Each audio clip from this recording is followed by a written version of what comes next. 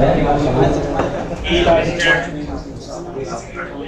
Banner और इनका अपना यूट्यूब पे एक चैनल है। ये हैंड्स ऑन ट्रेनिंग देते हैं। जितने पावर सिस्टम्स होते हैं, जितने आपके अपार्टमेंट्स होते हैं, उसमें जितना भी पावर से रिलेटेड चीज़ें होती हैं, ये डिटेल में ही बताएंगे। और इनके अच्छा बहुत अच्छे जॉब में थे।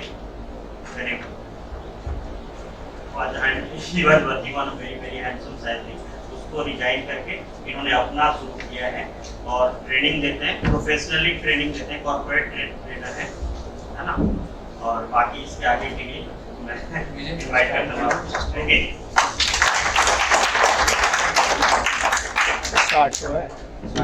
Good morning everyone. आज हम बात करेंगे पावर डिस्ट्रीब्यूशन के बारे में, और पावर डिस्ट्रीब्यूशन के साथ साथ में हम कुछ लाइफ से रिलेटेड चीज़ें भी डिस्कस करेंगे कि लाइफ में हम लोग कैसे बेटर कर सकते हैं। क्योंकि हम लोग यहाँ पे ना देखो एजुकेशन ले रहे हैं, अच्छी एजुकेशन आप ले रहे हो, तो एक अच्छी जॉब के लिए, एक अच्छा आउटपुट के लिए यहाँ पर सभी लोग हैं। तो सबसे पहले मैं अपने बारे में थोड़ा इंट्रोडक्शन दे देता हूँ। मेरा नाम प्रदीप बामल है। मैं CEO and founder skilled Hindustan. तो थोड़ा सा मैं 1 मिनट आप लोगों का लूँगा अपनी लाइफ जर्नी के लिए, ताकि आप लोगों को थोड़ा बेटर कुछ समझा सकूँ। मेरे को टोटल मैंने बीटेक किया हुआ है इलेक्ट्रिकल से, और उसके बाद में अराउंड 15 ईयर का मेरा एक्सपीरियंस रहा है फैसिलिटी मैनेजमेंट या डिफरेंट टेक्निकल में। कोर टेक्निकल में हम बात करें तो जैसे आपका कॉलेज है, काफी बड़ा कॉलेज है, पूरे कॉलेज को मेंटेन करने के लिए बहुत सारी चीज़ों की जरूरत पड़ती है। कि आपके इधर जो पावर सप्लाई आती है, बहुत एक बड़ा ट्रांसफार्मर होगा आपके इधर, एक उसी के हिसाब से काफी बड़ा पैनल होगा, पैनल के बाद में डिस्ट्रीब्यूशन पैनल्स हैं, AC लगे, पूरा सिस्टम लगा है। तो इन सब को मेंटेन करने के लिए टीम की जरूरत पड़ती है। तो ये भी मैं छोटा बोलूंगा, तो अपने यहाँ पे सिस्टम लगा है। तो जो सिस्टम होता है इससे भी बहुत ज्यादा बड़ा होता है। आप बड़े बड़े मॉल्स देखते हैं, मॉल्स के अंदर इतने बड़े बड़े पैनल्स होते हैं, क्योंकि वहाँ चिलर HVAC सिस्टम होता है, जो मैकेनिकल सिस्टम होता है, बहुत ज्यादा होता है। कॉर्पोरेट बिल्डिंग आप देखेंगे 30-30, 40-40 फ्लोर की आजकल बिल्डिंग्स खड़ी हुई हैं। उन सबको मेंटेन करने के लिए, चाहे कॉर्पोरेट है, हाउसिंग है, मॉल्स हैं, हॉस्पिटल है, कॉलेजेस हैं, सारी चीजों को मेंटेन करने के लिए टीम की जरूरत पड़ती है, जिसको बोलते हैं facility management team. Facility management में जो टॉप पे बंदा रहता है ना, वो डिप्लोमा या बीटेक वाला होता है, जिसको हम मैनेजर बोलते हैं। उसके नीचे एक पूरी टीम होती है, मैनेजर होता है, मैनेजर के नीचे असिस्टेंट मैनेजर होता है, एक फैसिलिटी इंजीनियर बोले या फैसिलिटी एग्जीक्यूटिव होता है, सुपरवाइजर होता है, टेक्नीशियन होता है, MST होता है। पूरी टीम एक टॉप से लेके नीचे तक होती है। तो हम लोग, जो मेरी ऑर्गेनाइजेशन है, वो ट्रेनिंग देती है लोगों को, ताकि वो अपना स्किल बेटर कर सके।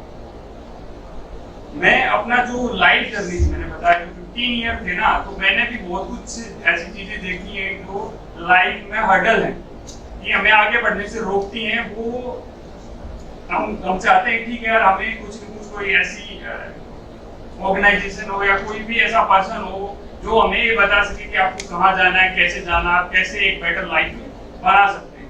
ठीक है, कॉलेज से हमें एक एजुकेशन मिल गया, हमें सर्टिफिकेट मिल गया, अभी हमें क्या जरूरत है, एक नॉलेज और एक बेटर पाथ की जरूरत पड़ती है। तो वो पाथ आपको कहाँ से मिलेगा? तो मैंने बताया कि ड्यूरिंग माई दैट एक्सपीरियंस मैंने देखा कि लोगों को बहुत परेशान देखा। लोग एक ही जॉब के ऊपर, चाहे वो मैं ITI की बात करूं, डिप्लोमा की बात करूं, बीटेक की बात करूं, एक ही पोजीशन पे हैं, वो पढ़ाना चाहते हैं आगे, बट बढ़ नहीं पा रहे। क्यों? क्योंकि गाइडेंस नहीं है। ठीक है, किसी को गाइडेंस मिल जाता है तो वो नॉलेज नहीं मिल पाती है, तो उसको वहां जाने के लिए जरूरत है। तो उसको वहां जाने के लिए जिस नॉलेज की जरूरत है, वो नॉलेज उसके पास नहीं होती। ठीक है, कुछ लोगों के पास गाइडेंस है, नॉलेज है, बट कॉन्फिडेंस लेवल की कमी हो जाती है, कि कॉन्फिडेंस नहीं है।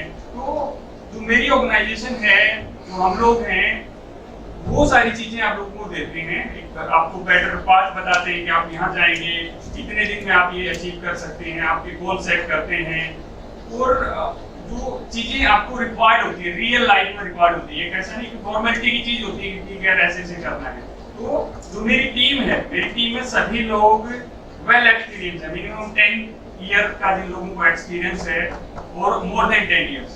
तो जो चीजें हैं, चीजों को अगर हमें कुछ बेटर वे में जानना है, बेटर वे में सीखना है, तो उसके बारे में पहले समझना होगा। अभी क्या था ना, डिप्लोमा या बीटेक के बाद में हम लोगों का रहता है कि किसी के यार हम लोग इंजीनियर हो गए हैं और हम सीधा एक सीनियर पोजीशन पर जाएंगे, बट रियल लाइफ में आप लोग देखोगे ना, वो पॉसिबल नहीं हो पाता। रियल लाइफ में हम देखेंगे ना, वो चीज पॉसिबल नहीं हो पाती। पॉसिबल होती है 1% या 1% से भी कम। ठीक है, किसी को कोई पोजीशन मिल गई, अच्छी पोजीशन मिल गई, वो एग्जीक्यूटिव हो गया। अगर एक साथ दो लोगों का प्लेसमेंट होता है, एक टेक्नीशियन का प्लेसमेंट होता है और एक थोड़ा ना इंचार्ज में किसी का प्लेसमेंट होगा, तो वो नीचे वाला या बाकी सोचेंगे यार तो बड़ा बन गया है। बट रियल लाइफ में वो चीज नहीं है, वो बड़ा नहीं बना है, वो वहीं पे स्टक हो जाएगा, स्टक होके गिर जाएगा। अगर हमें अपना पिलर स्ट्रॉन्ग करने हैं, आप लोगों को पता है कि अगर मेरे को बहुत लंबी बिल्डिंग खड़ी करनी है, तो नींव भी उसी के हिसाब से हमें कैरी करनी होगी। नींव कैरी करने से मतलब क्या है कि मेरे को नॉलेज, एक्सपीरियंस, वो सारी चीजें मुझे ऐड ऑन करनी होंगी अपनी लाइफ में, ताकि मैं कुछ बेटर कर सकूं, कुछ लर्न कर सकूं।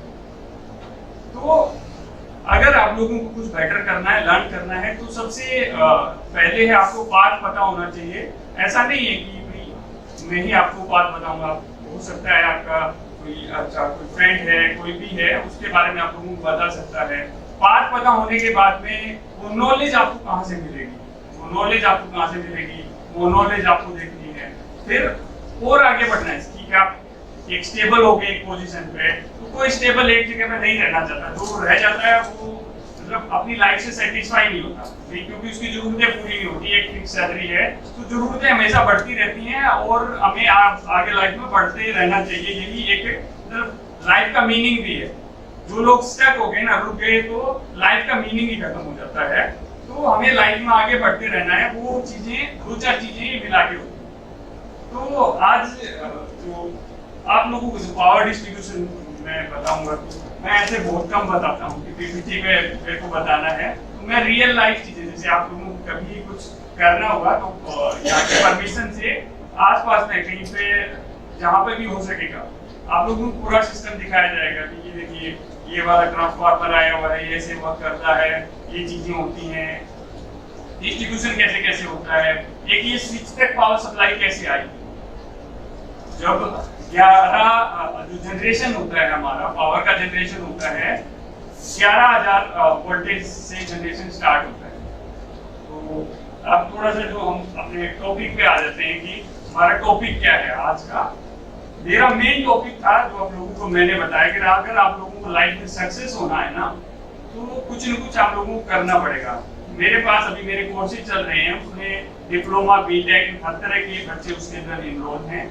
और वो लोग कब आते हैं वहाँ पे, सर मैंने 2 साल में मैं बहुत परेशान रह चुका हूँ। फिर स्टार्टिंग में माइंड सेट ये रहता नहीं यार मैं तो बड़ा ही बनूंगा, नीचे से मैं शुरुआत नहीं करूंगा। बट मैं हमेशा यही बोलता हूँ कि आपको नीचे से शुरुआत करनी चाहिए। मेरे कम से कम 30 स्टूडेंट का मतलब है, जब मैं मैनेजर था तो लोगों को टीचिंग कराता था। अभी तो मैंने प्रोफेशन बना दिया है, भी किसी की हेल्प करना है, कुछ भी करना है, तो बहुत सारे मतलब 10 से 15 लोग अभी आज मैनेजर की पोजीशन पर हैं, जो 5 साल पहले जिन्होंने 8-10 हज़ार से जॉब चालू की, असिस्टेंट की जॉब चालू की थी। असिस्टेंट में भी आप लोग समझते होंगे कि असिस्टेंट का मतलब है कि बिल्डिंग में जाते हैं तो सबसे छोटा डेजिग्नेशन होता है वो असिस्टेंट का होता है, फिर टेक्नीशियन आता है। जिन्होंने असिस्टेंट से स्टार्ट किया था आज वो 70-80 हज़ार रुपए ले रहे हैं। जिन्होंने बहुत सारे इंजीनियर है, करीब 50 के करीब मैं इंजीनियर बना चुका हूँ इन द सेंस उनको एक एक्सपीरियंस देके, एक नॉलेज देके, उनको पाथ बता के, जो यहाँ पे स्किल हिंदुस्तान स्टार्ट करने से पहले की बात। तो लाइफ में अगर आपको शुरुआत करनी है, शुरुआत आप लोगों को जीरो से करनी पड़ेगी। जीरो से शुरुआत करनी पड़ेगी। आपने इंजीनियरिंग किया है ना, आप लोगों को प्रैक्टिकल नॉलेज नहीं है, तो प्रैक्टिकल नॉलेज लेना जरूरी है, चाहे वो कोई भी फील्ड है, जो आप सॉफ्टवेयर के बच्चे हैं या इंजीनियरिंग के हैं, इलेक्ट्रिकल के हैं, मैकेनिकल के, मतलब जो किसी भी ट्रेड के हैं, तो जीरो से हम लोगों को लाइफ की शुरुआत करनी पड़ती है। उसी तरह आप यहाँ पे देखेंगे कि ये यहाँ पर क्या होता है, ये पावर जनरेशन है। पावर जनरेशन होती है तो हमारी 11,000 वोल्टेज से हमारी पावर जनरेट होती है। और यहाँ से फिर ये आप देखेंगे, ये टी जितने भी ट्रांसफार्मर लगे हुए हैं, टी जितने भी हैं वो ट्रांसफार्मर लगे हुए हैं। तो 11,000 से क्या करना पड़ता है हमें 20 kV, तो 11,000 से जो 11,000 वोल्टेज होती है, 11,000 से हमें ये पता नहीं डिस्ट्रीब्यूशन हमारा जनरेशन तो बहुत दूर हो रहा है, तो वहां से यहाँ तक हमें सप्लाई को लेके आना है। तो आप सब लोगों को पता है कि सप्लाई को इतनी दूर तक लेके आना है, और यहाँ पर लोड क्या है ना बहुत ज्यादा है।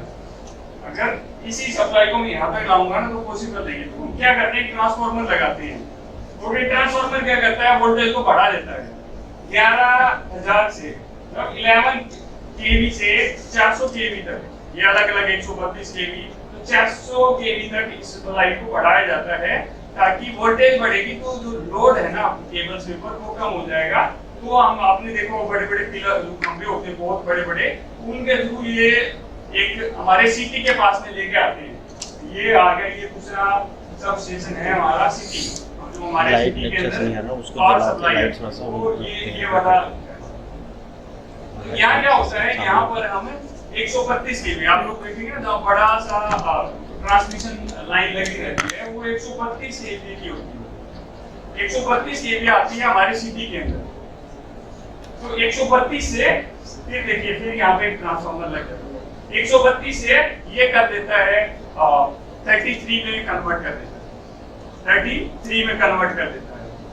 यहाँ से ये 33 से डायरेक्ट इंडस्ट्री में भी जाती है, 33 से डायरेक्ट इंडस्ट्री में जाती है। इंडस्ट्री अपना ट्रांसफार्मर लगा के उसको 440 वोल्ट है या जो 415 वोल्ट है, जो एलटी वोल्टेज है, उसमें कन्वर्ट कर देते हैं, और एक बिल्डिंग तक हमारी वोल्टेज पहुंच जाती है।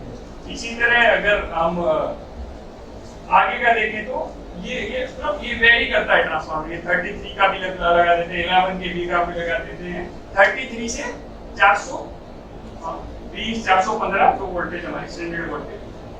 तो ये होता है हमारा स्टेप, आप ट्रांसफार्मर लगाते हैं। यहाँ पर क्या है, फिर स्टेप डाउन चालू हो जाते हैं, स्टेप डाउन चालू हो जाते हैं। तो ये जहां पर भी लगते हैं ये हमारे स्टेप डाउन ट्रांसफार्मर हम यूज करते हैं।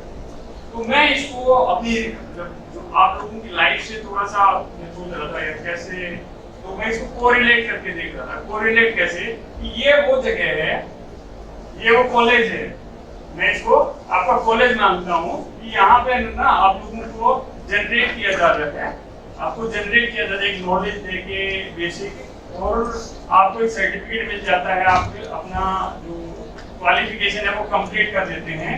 उसके बाद में आप लोगों को किसी न किसी चीज की ये सपोर्ट है, टी का मतलब हो गया कि कोई ना कोई सपोर्ट चाहिए। तो पहला सपोर्ट क्या है, पहला सपोर्ट है कि मुझे कहीं जाना है, मुझे कहीं जाना है, अभी क्या करना है, कहाँ मेरे लिए ओपनिंग्स हैं, कहाँ मेरे लिए बेटर फ्यूचर हो सकता है। ये आप लोगों को ये भी आइडिया नहीं होगा कि मैं इस फील्ड में अगर किसी को हो भी ना एक दो फील्ड को भी पता होगा कि वहां जा सकते हैं, वहां जा सकते हैं, बट उसके अलावा बहुत सारे फील्ड ऐसे होते हैं जहाँ पर आप जाके अपनी लाइफ चेंज कर सकते हैं। तो आपको एक सजेशन चाहिए, कोई भी आपको दे सकता है।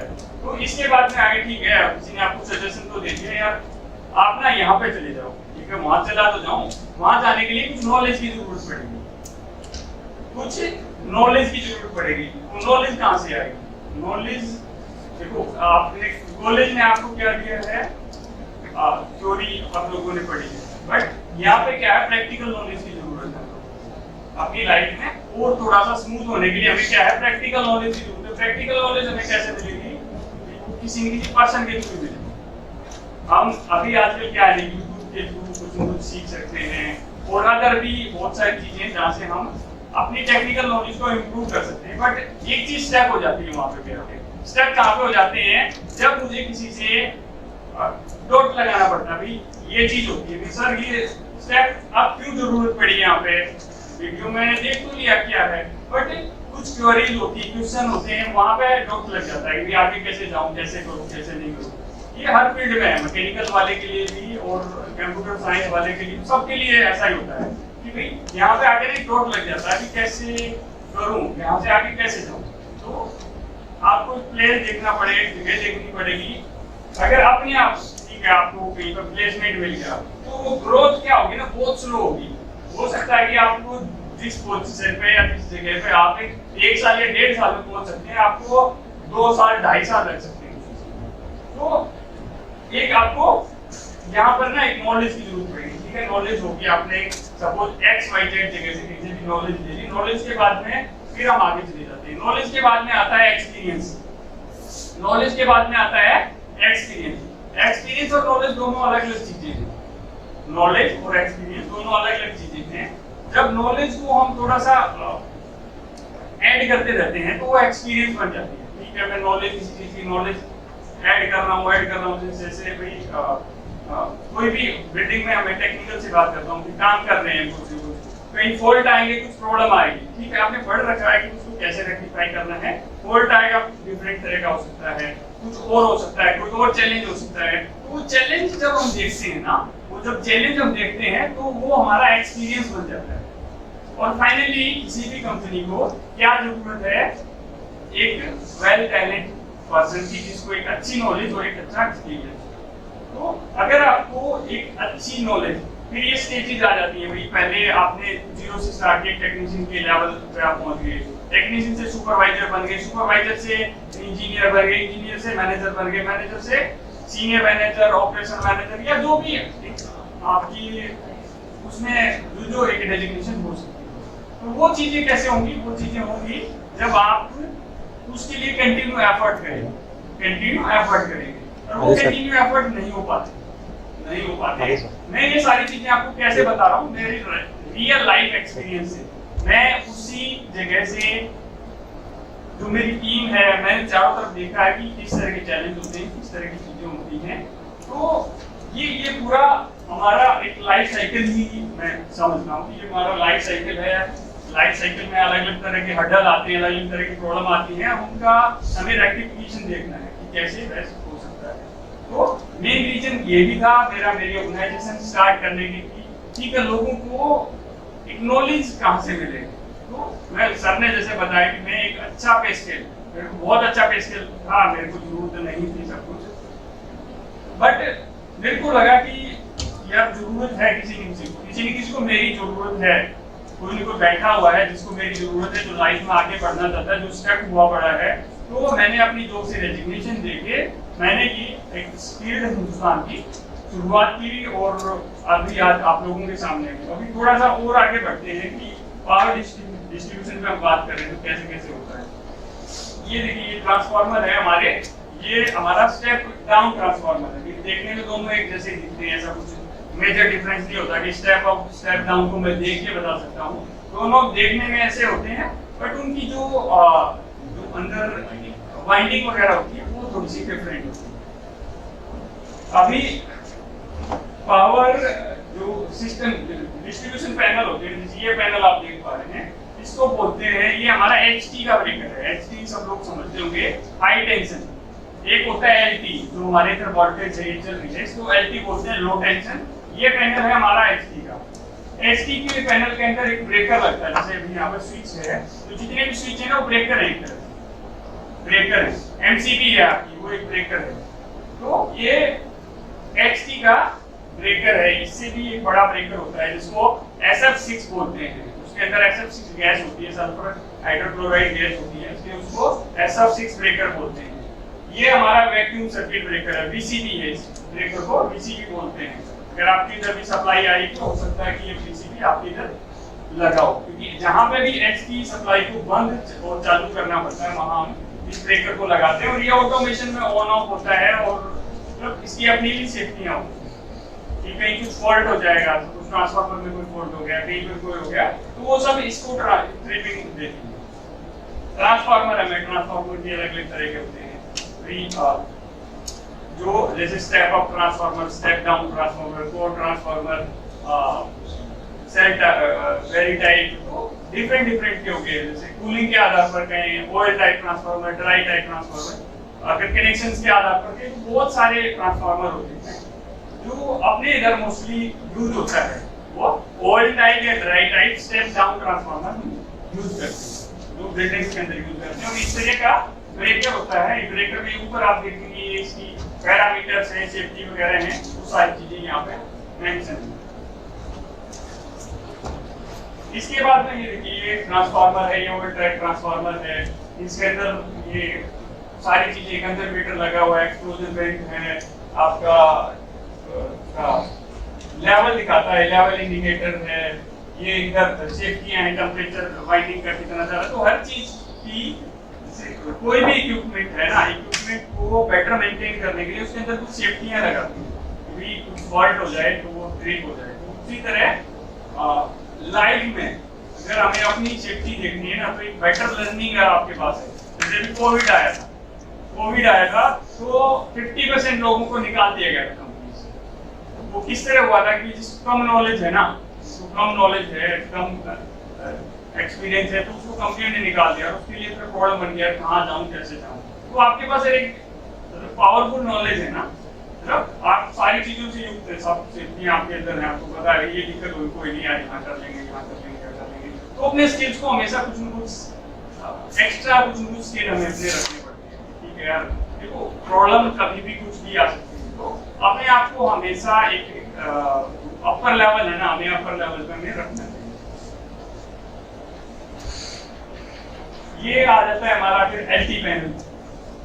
जैसे ट्रांसफार्मर होता है, ट्रांसफार्मर में हमारी एचटी से हमारी एलटी कर दी, तो ये हमारा एलटी पैनल आ गया, जो लो टेंशन पैनल है। इसके अंदर भी ये देखिए, ये आप देख पा रहे हैं, ये ब्रेकर्स हैं, इसको बोलते हैं एयर सर्किट ब्रेकर। इससे छोटा ब्रेकर होता है एनसीसी होता है, उससे छोटा एनसीसी होता है, ईएलसी भी लगते हैं, आरसीसी भी लगते हैं, तो बहुत सारे तरह के ब्रेकर हैं। और यहाँ आने के बाद में ये मेन पैनल होगा, फिर उसके बाद आती है हमारी डिस्ट्रीब्यूशन पैनल। मेन पैनल होगा कहीं हमारा जहाँ transformer LT HT DG DC होगा, उसके बाद ही हमारा एलटी पैनल होगा। उसके बाद में डिस्ट्रीब्यूशन, यहाँ से क्या होगा ना, केबल के थ्रू या बस बार के जो भी माध्यम से लेके आना चाहते हैं। जैसे ये अपनी बिल्डिंग है, इस बिल्डिंग में पैनल होगा, एक दूसरी बिल्डिंग, एक पैनल दूसरी बिल्डिंग में हो गया। उसके बाद में फिर जाता है डीपी, वो होता है मेन डिस्ट्रीब्यूशन बोर्ड बोलते हैं, मेन डिस्ट्रीब्यूशन पैनल भी उसको बोल सकते हैं, बिल्डिंग के अंदर आए।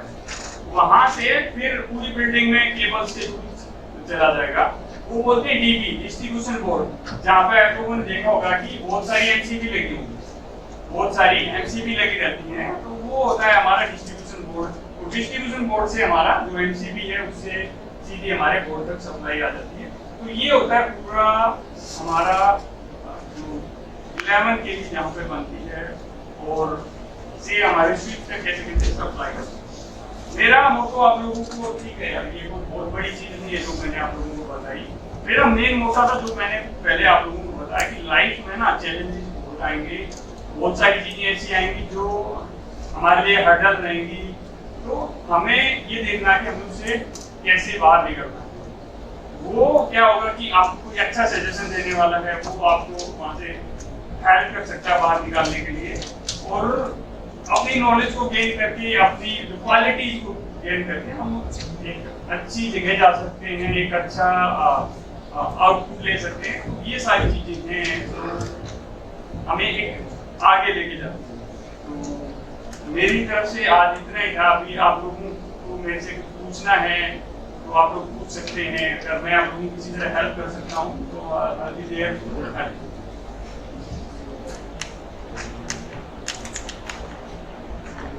किसी का कोई भी क्वेश्चन है इस सिस्टम से रिलेटेड, या आप लोगों को आगे कैसे पढ़ना है उससे रिलेटेड, या टीचर्स प्लीज आप लोग अपॉर्चुनिटीज बता दीजिए बच्चों को कि इनके लिए जॉब के लिए क्या अपॉर्चुनिटीज हैं और आप कैसे उसमें कंट्रीब्यूट कर सकते हैं।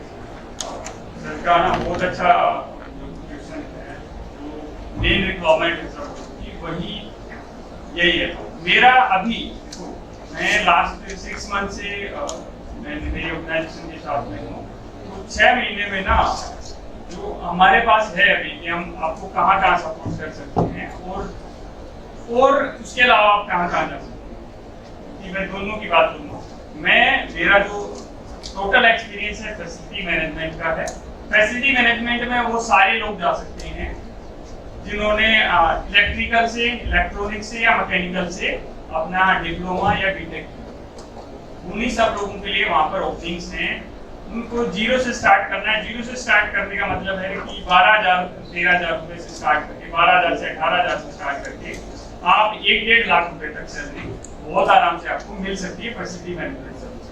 तो आज की बात कर रहा हूँ कि जब हो सकता है आपके 5 साल 3-4-5 साल हो, तो जब वो उसी के हिसाब से बढ़ जाएगी जैसे बढ़ती है। इसके अलावा भी आप लोगों के ट्रेड है, जैसे इलेक्ट्रिकल है, इलेक्ट्रिकल की पैनल इंडस्ट्री में मैं जाना चाहता हूँ, पैनल इंडस्ट्री में जा सकते हैं आप लोग। एक इंडस्ट्री है भाई, जैसे बड़े बड़े मिल्स होते हैं या बड़ी फैक्ट्रियां होती हैं, वहां पे जाना चाहते हैं, वहां पे भी लोग जा सकते हैं।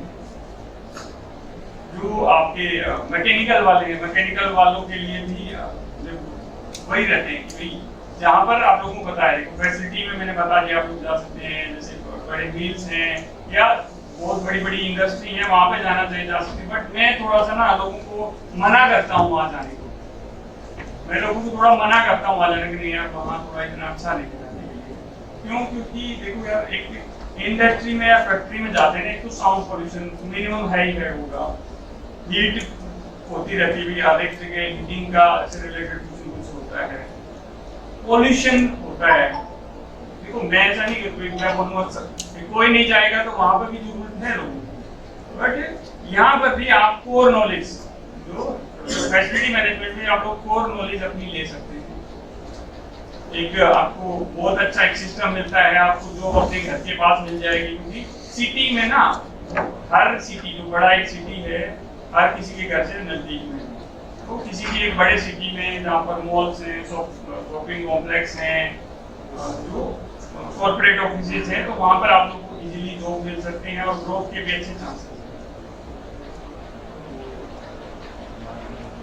बट कहीं पे भी जाएंगे ना, जैसे मैं बताया, कहीं पे भी जाएंगे तो आपको बेसिक नॉलेज की जरूरत पड़ेगी। इलेक्ट्रिकल, मैकेनिकल कोई भी हो, आप तो एक बेसिक है ना, आपको डायरेक्टली ऐसे कोई नहीं लेगा। आप बोलो कि ठीक है मैं चला जाता हूँ, फिर चले भी जाओगे तो 6 महीने, 1 साल, 2 साल तक वहीं पर लोग स्ट्रगल करते रहते हैं। मैं ये कैसे बोल रहा हूँ कि मेरे पास ना रोज 50 लोगों के फोन आते हैं जो आपकी तरह इंजीनियर हैं, सर मैं इतने दिन से यहाँ फंसा हूँ, मैं पैनल इंडस्ट्री में था सर, मैं इस इंडस्ट्री में था, मैं यहाँ से बाहर आना चाहता हूँ, मैं फैसिलिटी में आना चाहता हूँ। तो इसीलिए मैं आप लोगों को बोलता हूँ, और मैं जो मेरे स्टूडेंट होते हैं ना, फ्रेशर जो होते हैं, उनको हम गारंटी देते हैं 100% कि उनकी जॉब हम लगवा कर देंगे।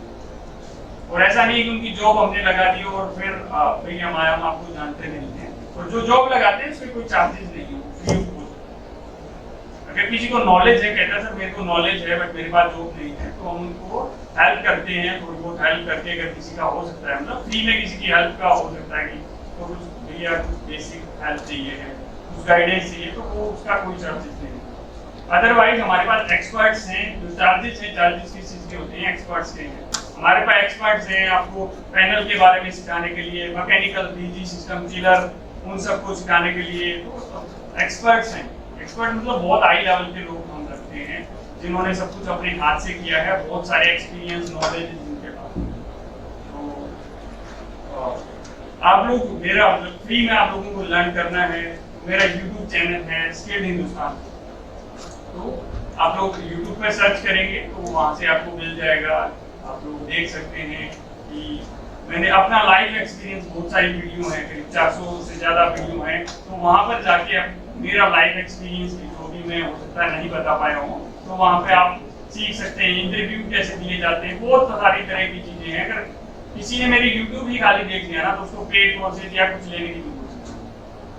तो ये सब था जो मैं आप लोगों को बताना चाहता था, समझाना चाहता था कि लाइफ में ना हर्डल आएंगे यार, हर्डल से पहले हमें प्रिपेयर होकर रखना है। आप लोगों के अभी फाइनल सेमेस्टर में आप लोग जल्दी पहुंच जाएंगे, सब लोगों का ड्रीम है कि मेरे को अच्छी जॉब मिल जाए या कहीं की प्लेसमेंट मिल जाए। फैमिली की तरफ से भी, कोई फैमिली की तरफ से स्ट्रॉन्ग है, कोई फैमिली की तरफ से वीक है, तो सब लोगों की अपनी रिक्वायरमेंट है, फाइनल रिक्वायरमेंट वही होती है, चाहे पर्सन की बोले या फैमिली की बोले, कि बंदे को एक अच्छी जॉब मिल जाए। तो वो सारी चीजें आप लोगों को एक अच्छी नॉलेज से मिल सकती है। मैंने आप लोगों को बताया ना, मैं नहीं कह रहा कि आप लोग यहाँ आइए, मैंने आप लोगों को एक ट्रैक बता दिया है कि आप एक इस ट्रैक को पकड़ेंगे, आप लोगों को फेल करने वाला नहीं है, मैं आप लोगों को गारंटी दे सकता हूँ। आप जो कोर्स कराते हैं वो ऑनलाइन मोड में है, ऑफलाइन मोड में है, तो उसके चार्जेस क्या है? दोनों दोनों मोड है। जैसे मेरा अभी 2 कोर्सेज हैं जो मेरे पॉपुलर, सबसे ज्यादा पॉपुलर कोर्सेज हैं। एक HVAC एडवांस कोर्स है, एक इलेक्ट्रिकल कोर्स है। HVAC है, HVAC में HVAC सिस्टम मतलब कूलिंग, हीटिंग, वेंटिलेशन से जो रिलेटेड होता है, जैसे आपके AC हैं, ये तो छोटा सिस्टम है। बड़े बड़े चिलर्स होते हैं बिल्डिंग्स के अंदर, वो PMS बिल्डिंग मैनेजमेंट सिस्टम या PLC आप लोग बोले, उसे कंट्रोल किए जाते हैं। मतलब एक बहुत लंबा चौड़ा सिस्टम होता है। आप उसके लिए भी मेरा YouTube चैनल पे जाएंगे ना, आप लोगों को समझ में आ गया HVAC क्या चीज है। इलेक्ट्रिकल है, इलेक्ट्रिकल में है जैसे आपका, मैंने पूरा आपको डिस्ट्रीब्यूशन सिस्टम समझाया, ये हमारा हो गया इलेक्ट्रिकल पार्ट। इसके अलावा DG है, ट्रांसफार्मर है, HT पैनल है, मोटर है, स्टार्टर है, कंट्रोलिंग से पैनल की, तो ये सारी चीजें हैं जो हम सिखाते हैं। जो इलेक्ट्रिकल का कोर्स है वो 45 डेज का है मेरा कोर्स, 45 दिन का कोर्स है, और 60 दिन के अंदर अंदर हम गारंटी देते हैं कि आपको जो हम लगवाएंगे। 45 दिन का कोर्स है, कोर्स के एनरोलमेंट के 60 दिन के अंदर अंदर आपको जॉब लगवा देते हैं। जॉब लगाने में हमारा कोई रोल नहीं होता है, हमारा रोल होता है आपको वो नॉलेज देने में। जब आप इंटरव्यू के सामने बैठे तो आपकी जॉब ऐसे लगेगी।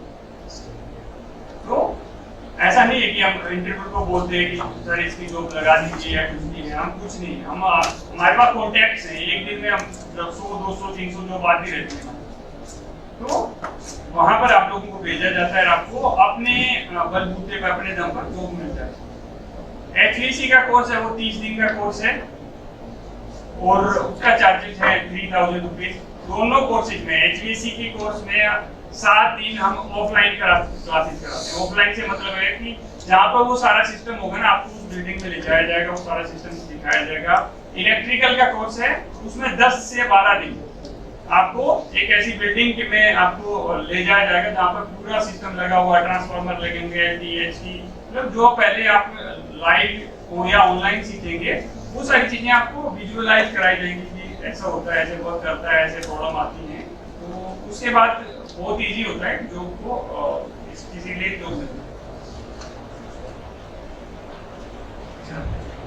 चार्जेस क्या होते हैं आपके? ये जो इलेक्ट्रिकल का कोर्स है वो 5000 रुपीज का है, और अगर आपका मैनेजमेंट सर अपने यहाँ से कुछ होगा तो विल गिव डिस्काउंट। वैसे ऑलरेडी 50% डिस्काउंटेड है मेरे कोर्सेज का, 10,000 का 5,000। अगर आपकी कॉलेज की तरफ से कुछ आएगा तो डेफिनेटली डिस्काउंट। और उसी तरह HVAC का है वो 3000 रुपीज का है, 30 डेज का कोर्स है। इसमें एक्सपर्ट्स की जो क्लासेस होती हैं, एक्सपर्ट आते हैं ऑनलाइन, और जब आप ऑफलाइन भी हो, जब भी वो आप बिल्कुल आपको, आप जैसे हैं ना, इससे आपको बिल्कुल चेंज करके आप कोर्स से बाहर। ऑफलाइन में लोगों को कहाँ जाना है? नियर बाई जहाँ जिसके जो नजदीक होगा। दिल्ली में अगर किसी को करना है ऑफलाइन तो दिल्ली में है, गुड़गांव में, नोएडा में, ग्रेटर गाजियाबाद, हर लोकेशन में हमारे जो जॉब्स होती है वो ऑन जॉब ट्रेनिंग होती है। ऑन जॉब ट्रेनिंग का मतलब है कि जो आप फ्यूचर में काम करने वाले हैं, जहाँ से आप शुरुआत करने वाले हो, तो वहाँ उसी तरह की एरिया में भेजा जाएगा, उसी तरह की सिचुएशन, जैसे LT पैनल, HT पैनल हो सकता है, सोसाइटी हो, हाउसिंग सोसाइटी हो सकती है, कोई कॉर्पोरेट ऑफिस हो सकता है। वो लोकेलिटी के ऊपर डिपेंड करेगा कि आप किस एरिया में करना चाहते हैं।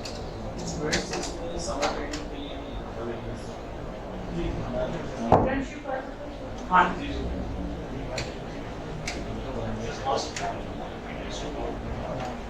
इंटर्नशिप में अभी आपका रजिस्टर्ड है, आप अभी सर वो मेरा 2-3 ऑर्गेनाइजेशन के साथ मेरा चल रहा है, वो जब भी रजिस्ट्रेशन वगैरह हो जाएगा।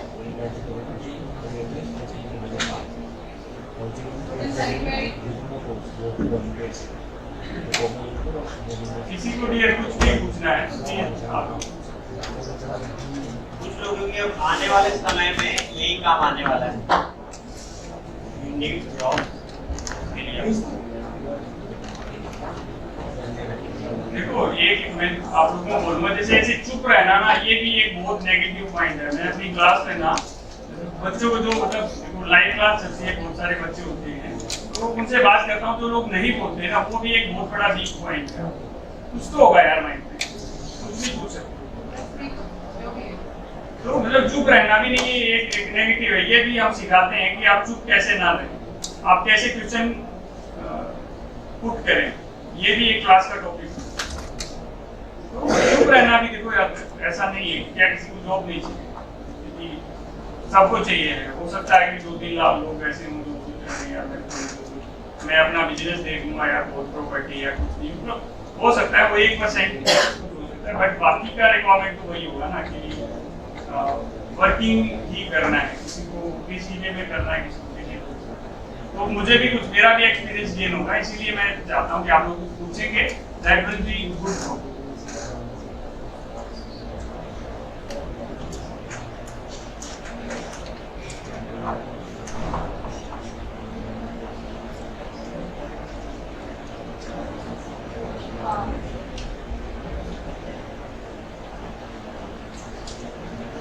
का और कोई क्वेश्चन है?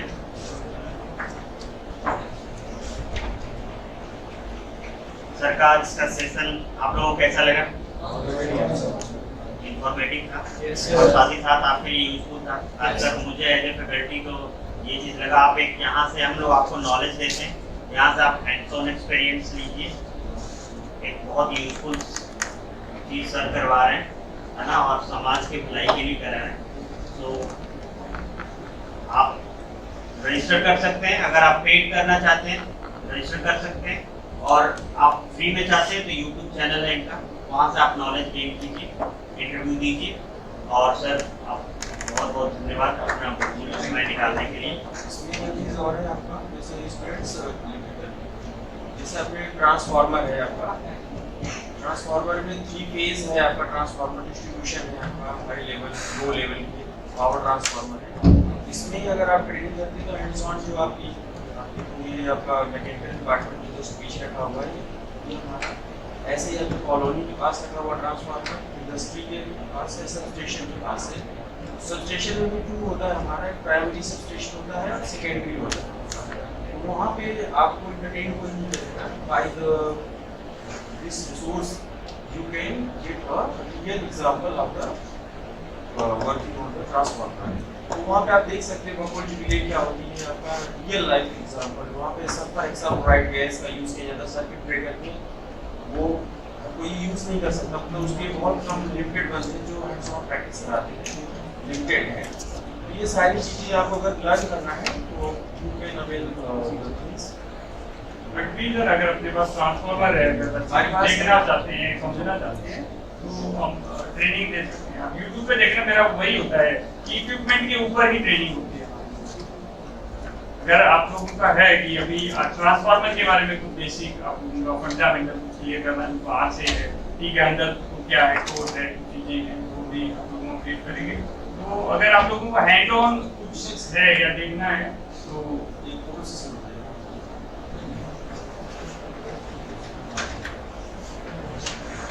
वीडियो को पॉज करके ना